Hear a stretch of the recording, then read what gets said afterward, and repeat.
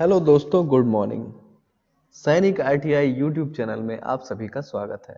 मैं हूं आपका इंस्ट्रक्टर प्रदीप कुशवाहा और जो आज की क्लास है वो है फिटर ट्रेड थ्योरी। और ये जो क्लास है वो है सेकेंड ईयर के लिए।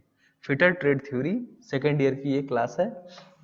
और पिछले कई दिनों से आपको न्यूमेटिक और हाइड्रोलिक्स के बारे में पढ़ाया जा रहा है। तो उसी क्रम में हम लोग आज अन्य उपकरणों के बारे में पढ़ेंगे। जैसा कि विदित है कि हम लोग मॉड्यूल 3 पढ़ रहे हैं। इस समय हम मॉड्यूल 3 पढ़ रहे हैं और मॉड्यूल 3 में हम हाइड्रोलिक और न्यूमेटिक के बारे में पढ़ रहे हैं। और पिछली कई क्लासेस में हमने pneumatic application, hydraulic introduction, hydraulic system का क्या होता है, एयर कंप्रेसर कैसे काम करता है, उसके बारे में पढ़ा है। आज का जो चैप्टर है उसको हम पढ़ेंगे एफआरएल इकाई, फिल्टर, रेगुलेटर और लुब्रिकेटर। इसको बोलते हैं एफआरएल। किसी भी मशीन में ये बहुत ही इंपॉर्टेंट फंक्शन होता है। फिल्टर, रेगुलेटर और लुब्रिकेटर, ये तीन जो सिस्टम होते हैं उसको बोलते हैं एफआरएल यूनिट। ये बहुत ही किसी सिस्टम में इंपॉर्टेंट होते हैं, तो इसके बारे में पढ़ेंगे और बाकी चीज़ें भी इसके क्रम में पढ़ते चलेंगे। तो शुरू करते हैं आज का चैप्टर एफआरएल इकाई। तो इसका नाम है एफआरएल यूनिट। एफआरएल का फुल फॉर्म होता है, एफ फॉर होता है फिल्टर, आर फॉर होता है regulator, F for filter, R for regulator और एल फॉर लुब्रिकेटर। तीनों अलग अलग चीजें हैं और इन चीजों के बारे में हम लोग पढ़ेंगे। इसमें हमें पढ़ना क्या क्या है, एफआरएल इकाई किसे कहते हैं ये पढ़ेंगे, एफआरएल के प्रकार क्या क्या होते हैं और एफआरएल के विशिष्टीकरण के बारे में पढ़ेंगे। तीन चीजों के बारे में आज हम पढ़ेंगे। तो शुरू करते हैं आज का चैप्टर। ये पहले चित्र देख लीजिए फिल्टर रेगुलेटर का, फिगर नंबर 1। ये चित्र है फिगर। ये कैसे कैसे चित्र होता है एफआरएल यूनिट का। एफआरएल यूनिट देखिए, एक सबसे मेन जो होता है, इसका सबसे बड़ा हिस्सा होता है, वो होता है बाउल। जो बाउल होता है इसका सबसे मेन हिस्सा होता है बड़ा सा। इस बाउल पे क्या होता है, ऑयल भरा होता है। और यहाँ पे क्या होता है, हाउसिंग। ये हाउसिंग है उसकी, चारों तरफ से जो कवर की जाती है। ये एक क्रॉस सेक्शन दिखाया गया है, मतलब किसी फिल्टर को बीच में से काट दिया गया है एफआरएल यूनिट को, और वो आपको दिखाया जा रहा है। ठीक है, तो इस सारी चीजों का फंक्शन हम बारी बारी से पढ़ेंगे कि कैसे काम करता है। तो फिल्टर, रेगुलेटर एवं लुब्रिकेटर फिटिंग तीनों एक साथ में लगे संयंत्र है। ये क्या है, फिल्टर, एफ आर रेगुलेटर और आर एल लुब्रिकेटर। ये तीनों क्या होता है, किसी एक ही सिस्टम में लगे होते हैं, इसीलिए इसको बोलते हैं एफ आर एल यूनिट। इसके बाद जो वायु को, हवा को फिल्टर करते हैं, इनका काम क्या होता है, हवा को फिल्टर करना, छानना। हवा के दाब को रेगुलेटर कहते हैं। वह इसमें गेज भी लगा होता है। जैसे हवा का जो दाब होता है, जो एयर प्रेशर होता है, उसको कंट्रोल करने के लिए क्या बना होता है, रेगुलेटर। और इसमें क्या होता है, गेज लगा होता है जो एयर प्रेशर को बताता है कि इस गेज में कितना प्रेशर इस समय आ रहा है। कंप्रेसर से जब वायु बाहर आती है, जब कंप्रेसर कोई होता है उससे हवा बाहर आती है, तब वो गर्म, खराब व गीली होती है। क्या होती है, गर्म, खराब व गीली होती है। एवं यदि फिल्टर ना जाए तो उपकरण को खराब कर सकती है। तो किसी भी उपकरण में जो एयर फिल्टर्ड होता है वो क्या होता है, उस थोड़ा सा उसमें नमी होती है और हल्की सी गंदगी भरी होती है, इसमें धूल के कण भी होते हैं। तो वो क्या कर सकता है, किसी भी सिस्टम में जाएगा तो उसको खराब करेगा। तो उससे बचाने के लिए फिल्टर का मुख्य कार्य क्या होता है, कंप्रेस्ड वायु को साफ करना। तो उससे बचाने के लिए क्या करता है, इस फिल्टर का इस्तेमाल होता है। ये क्या करता है, उसमें से नमी को सोखता है, धूल के कणों को हटाता है और वायु को साफ करता है। यह ठोस कणों को एक एवं द्रवों को, जैसे तेल और वाष्प के ड्रेप को रोकता है, तेल या वाष्प का ड्रॉप उसको रोकता है। फिल्टर को रेगुलेटर के साथ लाइन के ऊपर की ओर लगाया जाता है। इसका मुख्य वायु चालित कंप्रेस्ड हवा की इकाइयों से डस्ट वाष्प को निकालना होता है। इसका काम क्या होता है, जो डस्ट वाष्प होती है उसको छांटना होता है, जिससे कि उपकरण को नुकसान ना हो, वह उस उत्पादन के ह्रास ना हो। तो सिस्टम में, मशीन में जो भी हवा जा रही है कंप्रेस्ड होके, वो साफ हवा पहुंचे। इसका मेन ऑब्जेक्टिव यही है। कंप्रेस्ड हवा सिस्टम में प्रेशर रेगुलेटर द्वारा द्रव के प्रेशर को नियंत्रित करता है एवं रेगुलेटर को दाब कम करने के वाले वाल्व को भी कहते हैं। यह वाल्व सतत एक जैसा बाहरी दाब बनाए रखता है, चाहे कितना भी अंदर प्रेशर बदलाव आता रहे। लुब्रिकेटर का मुख्य कार्य कंप्रेस्ड वायु सिस्टम में नियंत्रित मात्रा में तेल डालना है, जिससे कि चलते वाले उपकरण के पार्ट्स में घर्षण उत्पन्न कम से कम हो। तो लुब्रिकेटर का क्या काम होता है? लुब्रिकेटर का काम होता है ऑयल, जहां जहां पर लुब्रिकेशन की जरूरत है वहां पर ड्रॉप करके छोटी छोटी मात्रा में तेल को पहुंचाते रहना, ये कार्य होता है लुब्रिकेटर का। एयर फिल्टर का काम क्या होता है? फिल्टर का काम होता है हवा को साफ करना। लुब्रिकेटर का काम तेल पहुंचाना, जो भी पार्ट मूव कर रहे हैं, घिसा एक दूसरे से घिस रहे हैं, तो ऐसी जगहों पर लुब्रिकेटर का काम होता है। तो एफ फॉर फिल्टर, फिल्टर का काम हवा को साफ करना। आर फॉर रेगुलेटर, हवा के दाब को मेंटेन करना। और एफ आर के बाद एल, एल फॉर लुब्रिकेटर, यानी पूरी मशीन में तेल का जो लुब्रिकेशन है पूरा प्रॉपर पूरी मशीन तक पहुंचाना इस एफआरएल यूनिट का काम होता है। ये तीनों काम ये अकेले करता है। तो ये इसीलिए बोला जाता है कि ये मशीन का सबसे इंपॉर्टेंट पार्ट है। अगर ये काम नहीं कर रहा है तो आपको तुरंत इसको सही करना चाहिए।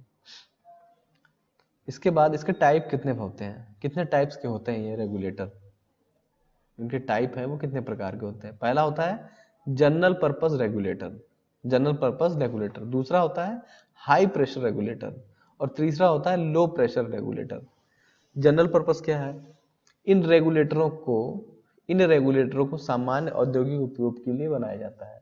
यह वायुमंडलीय दाब के दाब पर प्रयोग में लाया जाता है। ये केवल वायुमंडलीय जो एटमॉस्फेरिक प्रेशर होता है ये केवल उसी पे काम करता है, इसीलिए इसको बोलते हैं जनरल पर्पस। नेक्स्ट है आपका हाई प्रेशर। इसका प्रयोग सामान्य उपकरण रेगुलेटर से ज्यादा वाले दाब पर किया जाता है, जहां पर 1000 psi जो पास्कल होता है, 1000 पास्कल तक का उसमें प्रेशर होता है। ऐसी जगहों पर हम लोग हाई प्रेशर रेगुलेटर का इस्तेमाल करते हैं। बताओ। नेक्स्ट है आपका लो प्रेशर रेगुलेटर। यह क्या होता है कि ये ऐसी कंडीशन में काम किया जाता है जैसा कि फिगर में आप देख रहे हैं। लो प्रेशर रेगुलेटर ये जो होता है 15 से 20 पास्कल का जो प्रेशर होता है वो झेलने के लिए होता है। तो लो प्रेशर रेगुलेटर जो हल्के कार्यों के लिए, सामान्य कार्यों के लिए जनरल पर्पस रेगुलेटर, और हाई प्रेशर का जहाँ पे प्रेशर हाई होता है एयर का वहां पर हाई प्रेशर रेगुलेटर हम इस्तेमाल करते हैं अलग अलग जगहों पर। इसके बाद है डिफरेंशियल और बायस रेगुलेटर। इसका प्रयोग एक सिस्टम में दो जगहों के बीच प्रेशर डिफरेंस को बनाए रखने के लिए किया जाता है। जैसे कि आपको प्रेशर दो स्टेज पर अलग अलग चाहिए, एक पर अगर मान लीजिए 500 चाहिए, यहाँ पर 800 psi चाहिए, तो इन दोनों को मेंटेन करने के लिए यहाँ पर बीच में एफआरएल यूनिट लगाई जाती है। दाब कम करने वाले वाल्व्स, यह मेन सर्किट के प्रेशर को कम प्रेशर वाला नया सर्किट तैयार कर देते हैं। जैसे प्रेशर को अगर डिक्रीज करना हो तो ऐसी जगहों पर क्या करते हैं हम लोग, प्रेशर रिड्यूसिंग वाल्व लगाते हैं। 30 प्रकार से इतने प्रकार के जो आपके एफआरएल यूनिट होते हैं। अब हम जो नेक्स्ट टॉपिक है वो है एप्लीकेशंस ऑफ न्यूमेटिक्स, मतलब जो भी वायु चालित उपकरण होते हैं उनका हम प्रयोग कैसे कैसे करते हैं। तो एप्लीकेशन किसी भी नियंत्रित सिस्टम में, स्वयं चालित सिस्टम में जो मैनुअल चल रहा है या ऑटोमेटिक चल रहा है, वायु चालित उपकरणों को कम खर्चे के कारण उपयोग में लाया जाता है। क्या होता है, न्यूमेटिक सिस्टम जो होता है हाइड्रोलिक सिस्टम की अपेक्षा जो होता है कम खर्चीला होता है। कई क्षेत्र में जैसे भट्टियां, दवाइयों के कारखाने, खाद्य उद्योग, परमाणु संयंत्र में क्या होता है, कंप्रेस्ड वायु ही प्रयोग के सिस्टम में लाई जाती है। वायु चालित इकाइयों में वायु सिलेंडर का प्रयोग किया जाता है क्योंकि रेखीय मोशन की औद्योगिक इकाई में आवश्यकता होती है। क्या होता है कि कई जगह पर आप देखेंगे, जैसे कि फिगर नंबर 1 में देखिए कि न्यूमेटिक फोर्स को मैकेनिकल फोर्स में कन्वर्ट करने के लिए रेखीय मोशन सिलेंडर का उपयोग किया जाता है।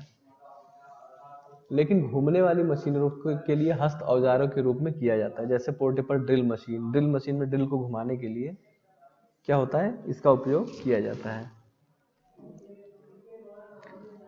पिस्टन द्वारा टोंगल लिंक को चलाया जा रहा है। टोंगल लिंक के दोनों फ्री सिरे कार को बांधने के लिए नीचे चल रहे हैं। कार को बांधने के लिए क्या कर रहे हैं, नीचे की तरफ मूव कर रहे हैं। ये आगे पीछे मूव कर रहा है, ये जो हिस्सा है जब ये मूव करेगा तो ये आगे पीछे मूव करेगा। इससे क्या होगा, पिस्टन में गति होगी और न्यूमेटिक फोर्स जनरेट होगा।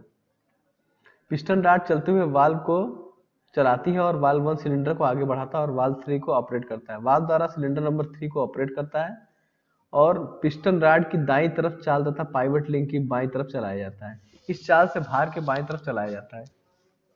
तो इस वाइस की प्रणाली, इसमें क्या होता है कि साइड वाल्व जो होता है आगे की तरफ आता है और जुड़ी हुई चलित वाइस को फिर से अंदर वापस लेके जाता है। तो आगे पीछे की जो गति होती है वो इससे होने लगती है। जैसा कि आपको पता है, यहाँ पर देखिए हिंज दिया हुआ है, यहाँ पे भी हिंज दिया हुआ है और यहाँ पे पिस्टन और सिलेंडर दिया हुआ है। तो टॉगल लीवर सिस्टम पर वर्क क्लैंपिंग, किसी भी जॉब को बांधने के लिए इसका प्रयोग किया जाता है, जॉब को बांधने के लिए। और किस किस चीज़ों में उपयोग किया जाता है, सर्कुलर मोशन में, मिलिंग कटर में और हॉरिजेंटल मोशन में, पिस्टन को आगे पीछे मूव कराने के लिए कई जगहों पर हाइड्रोलिक न्यूमेटिक सिस्टम का इस्तेमाल किया जाता है। ये देखिए आपका न्यूमेटिक सिस्टम की वजह से ये जो आप कहाँ से लेके कहाँ तक इसको हम लोड को एक स्थान से दूसरे स्थान पर ट्रांसफर कर सकते हैं। जो बाल गुरुत्वाकर्षण के बल से नीचे गिर रही है उन्हें गड्ढे नंबर 1 में सिलेंडर की मदद से डाला जा रहा है। जैसे कि ये आ रही है, यहाँ पर धक्का देके, जैसे यहाँ पर क्या, इस सिलेंडर में क्या है, न्यूमेटिक प्रेशर है। अब यहाँ पे क्या है, पिस्टन लगा हुआ है। जब भी कोई बॉल यहाँ आती है इसको धक्का दे दिया जाता है यहाँ से, अब ये जाके यहाँ पर गिर जाती है। तो न्यूमेटिक सिस्टम का यहाँ पर इस्तेमाल हो रहा है। यहाँ पर देखिए न्यूमेटिक सिस्टम इस्तेमाल हो रहा है सिलेंडर के माध्यम से। जब ये नीचे की तरफ आएगी तो ये पानी ऊपर उठाएगी और पानी यहाँ पर नीचे गिरा देगी। तो कई कार्यों में जैसा कि आप उसको जैसा भी यूज कर सकते हैं उस तरीके से इसका उपयोग कर सकते हैं। न्यूमेटिक सिस्टम में सुरक्षाएं और सावधानियां क्या क्या हैं। जब भी वायु चालित सिस्टम आप चलाते हैं तो वायु चालित यंत्रों में जंग लगने से सावधान रहना चाहिए, वह सुरक्षित उपयोग करना चाहिए। इसमें क्या होता है, जंग लगने का खतरा बहुत ज्यादा होता है क्योंकि वायु में वाष्प के कण होते हैं, उन वाष्प के कण से जंग लगने का खतरा बहुत ज्यादा होता है। मशीन की बॉडी को साफ करने के लिए कंप्रेस वायु का उपयोग नहीं करना चाहिए। कंप्रेस्ड एयर का प्रयोग कभी भी नहीं करना चाहिए क्योंकि उसमें बहुत सारे वो होते हैं, वाष्पीकरण वो होते हैं, वाष्प होते हैं, पानी के जो कण होते हैं उनके हवा में। वायु चालित यंत्रों को साफ करने के लिए मिट्टी का तेल प्रयोग नहीं करना चाहिए। कंप्रेस वायु चल नहीं सकती किंतु दाब के कारण फूट जरूर सकती है। वायु चालित यंत्र अत्यधिक स्पीड पर कार्य करते हैं, इसलिए बहुत से एक्सीडेंट क्रैशिंग के कारण हो सकते हैं, इसलिए उपयोग करते समय सावधानी बरतें। चलती हुई मशीन को कभी हाथ नहीं डालना चाहिए। प्लास्टिक पाइपों को तीखी वस्तु से टकराने देना नहीं चाहिए, उस अन्यथा क्या हो जाएगा, क्रैक हो जाएगा। मरम्मत करते समय वायु चालित अंगों को मेन वाल्व बंद कर देना चाहिए। और ढीला कनेक्शन होने से वायु चालित मशीन का जो होल होता है वो खुल जाता है, इसलिए क्या होता है उसमें वायु बाहर आती है। इसलिए कोई भी अगर न्यूमेटिक काम कर रहे हैं तो लीकेज कहीं से नहीं होना चाहिए, इस बात का विशेष ध्यान रखें। हवा और तेल क्या होता है, लीकेज होता है, तो हवा में लीकेज का ध्यान आपको जरूर रखना चाहिए, किसी भी प्रकार का कोई लीकेज ना हो।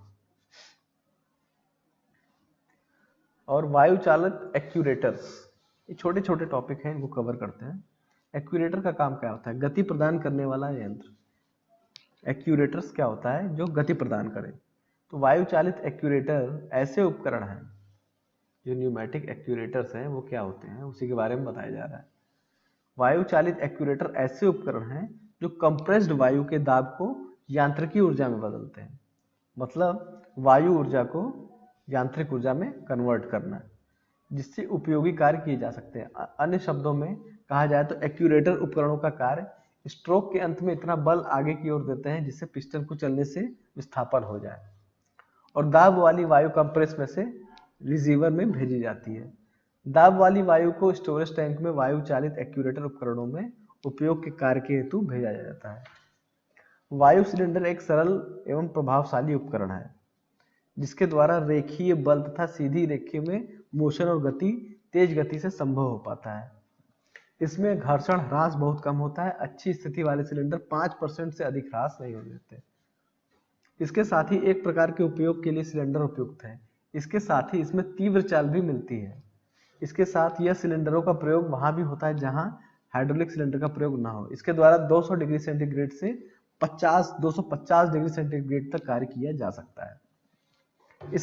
इसमें एक मुख्य कमी यह है कि यह कंप्रेस्ड वायु का लचीला स्वभाव है। इसके यह ऐसी जगह पर अत्यधिक इस्तेमाल और समान बल आवश्यकता पड़ती है जहां पर फीड अत्यधिक शुद्धता की आवश्यकता हो। क्या होता है कि ये बहुत जल्दी एक्यूरेट जो काम नहीं कर पाता। जो न्यूमेटिक होता है वो एक्यूरेसी में थोड़ा कम होता है, इसलिए जहां पर एक्यूरेसी का काम होता है वहां पर हम लोग न्यूमेटिक फोर्स का इस्तेमाल नहीं कर सकते। एक्चुएटर्स और क्या क्या काम करते हैं? इनका जो प्रकार होता है, लीनियर एक्चुएटर किसी भी बल को सरल रेखीय गति में जो कन्वर्ट करता है उसको बोलते हैं लीनियर एक्चुएटर। रोटरी एक्चुएटर और लिमिटेड एंगुलर एक्चुएटर, ये 3 प्रकार के एक्चुएटर्स होते हैं। अब इसका देखिए एक जनरल फार्मूला होता है। सिलेंडर का आउटपुट इस फार्मूले पर निकाला जाता है। F = P/A/10, जहां पर F क्या है? न्यूटन बल है, P क्या है? प्रेशर है, और A क्या है? उसका पिस्टन का क्षेत्रफल है। तो इस फॉर्मूले की सहायता से जो आपको होता है F = P/A/10, हम क्या करते हैं? किसी भी सिलेंडर का आउटपुट, जो आउटपुट होता है, कितना आउटपुट है उसका, वह काम का आउटपुट कितना है, F कितना है, वो निकाला जाता है। सिलेंडर का बोर साइज, पिस्टन रॉड की टेंशन या कंप्रेसर के दौरान लंबाई इत्यादि बातों का ध्यान रखकर सिलेंडर बनाया जाता है। पिस्टन रॉड चैन चार्ट की मदद से बनाया जाता है। इसके बाद छोटी छोटी चीजें हैं। ये देखिए एक स्टैंडर्ड नाम दिया हुआ है कि जब पिस्टन रॉड जो होता है, अगर पिस्टन रॉड का साइज क्या है और उसके एरिया कितना होना चाहिए, उसके बीच का ये अनुपात है। ये इस टेबल की सहायता से हम उसका चयन करते हैं।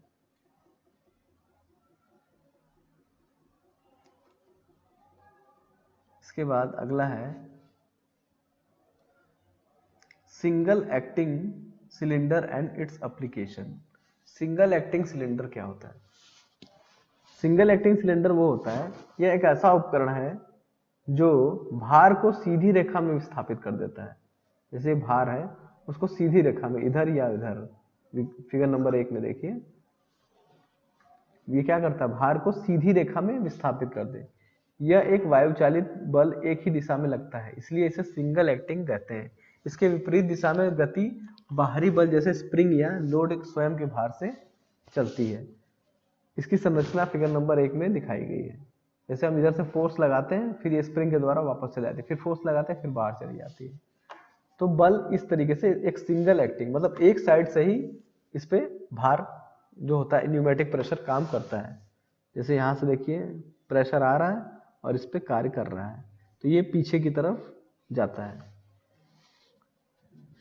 सिंगल एक्टिंग सिलेंडर के कई भाग होते हैं। पहला होता है सिलेंडर, जो यहाँ पर दिखाया गया, जो ऊपरी हिस्सा है ये सिलेंडर हो गया, ये जो ऊपरी हिस्सा है। दूसरा होता है पिस्टन, जो यहाँ पर दिया हुआ है। तीसरा होता है पिस्टन रॉड, पिस्टन रॉड मतलब ये। चौथा हिस्सा सील, सील मतलब साइड में जो इसके होता है, चौथा नंबर, जो पिस्टन सिलेंडर और पिस्टन के बीच में क्लियरेंस, जो लीकेज होता है, उसको रोकता है। स्प्रिंग यहाँ पर दी हुई है आपकी, जो इसके अपोजिट डायरेक्शन में दम्बल लगाती है। इसके बाद इनलेट पोर्ट, छठा नंबर, जहां से वायु इसके अंदर जाती है।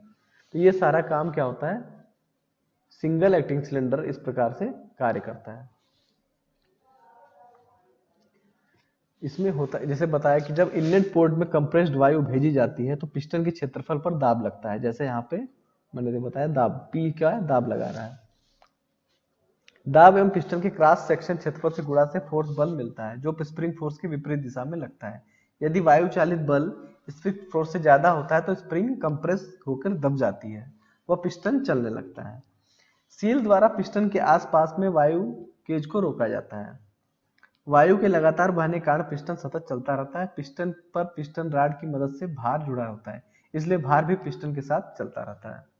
इस पे क्या होता है, भार को इसी के साथ जोड़ दिया जाता है। कोई भी जब फोर्स लगाते हैं तो ये पिस्टन के साथ ही मूव करने लगता है। तो इस प्रकार से जो आपका पिस्टन होता है वह सिंगल एक्टिंग सिलेंडर इस तरीके से कार्य करता है। Direction control of single acting cylinder, इसकी दिशा को कैसे नियंत्रित किया जाए। सिंगल एक्टिंग सिलेंडर को नियंत्रित करने के लिए, अन्य शब्दों में सिंगल एक्टिंग सिलेंडर में भार को पुश और पुल करने के लिए 3 पार्ट व 2 स्थिति वाला दिशा नियंत्रक मुख्य वाल्व तत्व होते हैं। इसमें दिशा नियंत्रक वाल्व लगाया जाता है, दिशा नियंत्रक वाल्व जो इसकी दिशा को कंट्रोल करता है।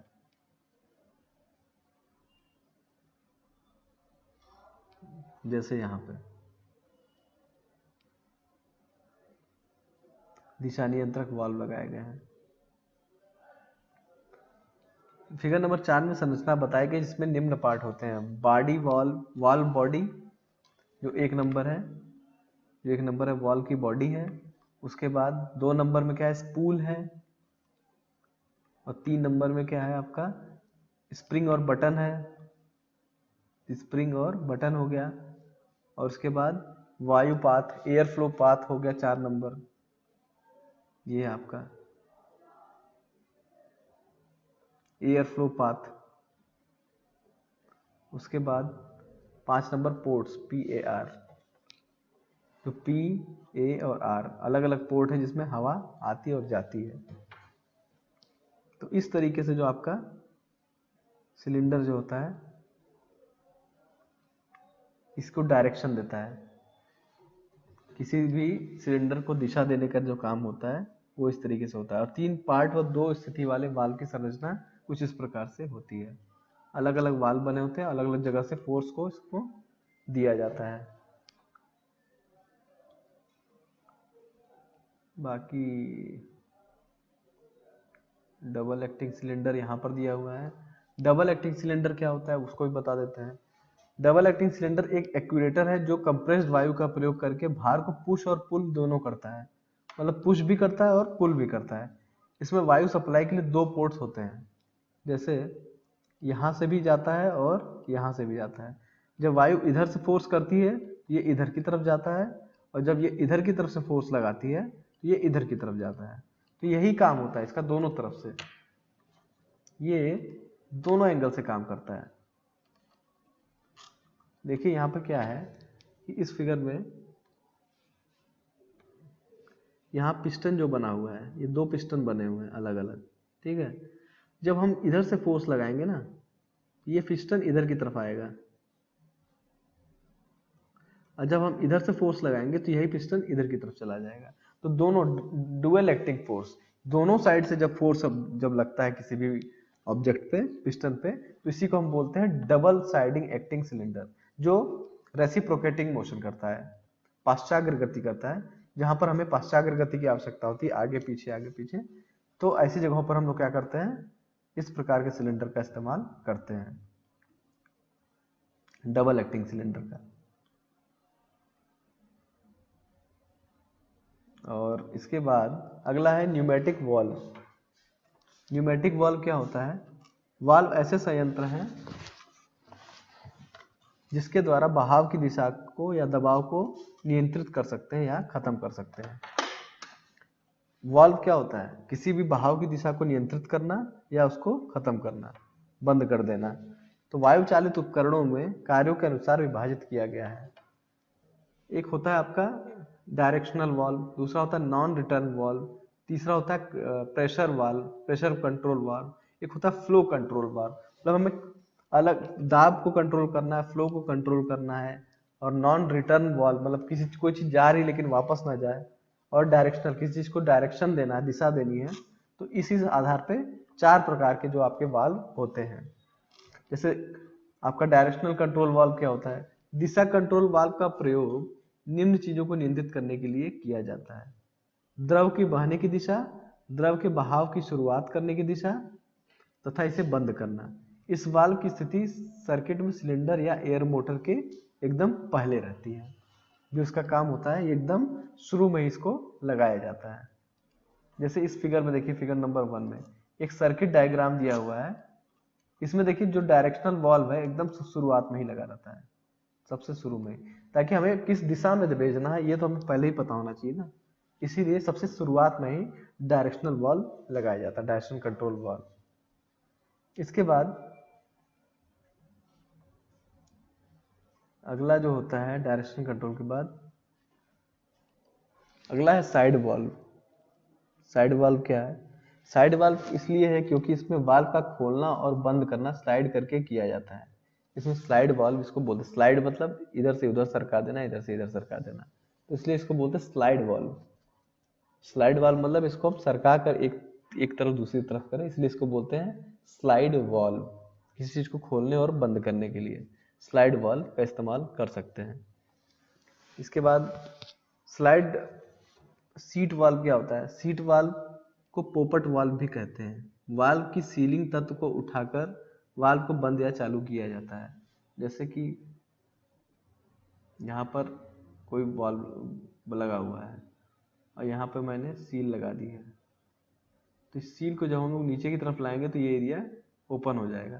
तो ऊपर नीचे करके जब हम सील को इस्तेमाल करते हैं तो इसी को बोलते हैं सीट वाल्व। जब सील को उठाकर या बंद करके हम लोग कोई कार्य करते हैं तो इसको बोलते हैं सीट वाल्व। एक प्रकार की स्प्रिंग वाल्व देखिए यहाँ पर दिखाई गई है। ये देखिए नॉर्मल कंडीशन में जो आपका स्प्रिंग वाल्व होता है, ये स्प्रिंग वाल्व है। स्प्रिंग वाल्व, स्प्रिंग वाल्व में क्या होता है कि ये देखिए नॉर्मल कंडीशन है अभी, मतलब ये दबा हुआ स्प्रिंग नहीं है। जब हम ऊपर पिस्टन से यहाँ पर प्रेशर डालते हैं, तो पिस्टन से प्रेशर नीचे की तरफ आता है और जो प्रेशर जो होता है यहाँ पर रुका हुआ है, जो है ये जो प्रेशर यहाँ पे रुका हुआ था वो यहाँ से आगे की तरफ चल देता है और यहाँ से होते हुए यहाँ को निकल जाता है। फिर जब ये प्रेशर वापस जाता है तो ये ऊपर उड़ जाता है। तो ये वाल्व क्या होता है? स्प्रिंग लोडेड होता है। स्प्रिंग लोड पे, इसे स्प्रिंग पे काम करता है। जैसे ही ऊपर से प्रेशर आता है ये नीचे की तरफ होता है, वाल्व ओपन होता है और एयर पास हो जाती है। तो इस तरीके से कई प्रकार के वाल्व जो होते हैं यूज में लाए जाते हैं स्प्रिंग लोडेड। सुविधा के अनुसार पे कई तरीके के वाल्व इसी प्रकार से कार्य करते हैं। वो रिंग बॉल हो गए, स्प्रिंग लोडेड हो गए, कई प्रकार के वाल्व इस प्रकार से कार्य करते हैं।